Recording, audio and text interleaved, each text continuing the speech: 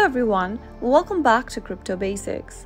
In today's video, I'm going to show you how to change currency on Polka Wallet application. So let's get started. Open the Polka Wallet app on your device. Once you're inside the main homepage, tap on the settings button at the bottom right hand corner. Now tap on preferences from the list and select the currency tab. Now you'll be able to see the list of currency you can choose from at the bottom. Scroll through the currency you would want to change to, and then once you place your selector to the currency, you can tap on the screen in the middle and you can see that you've successfully changed your currency on Polka Wallet. It is that easy. If you found the video to be helpful, go ahead and give us a thumbs up. Don't forget to subscribe to the channel by hitting the subscribe button.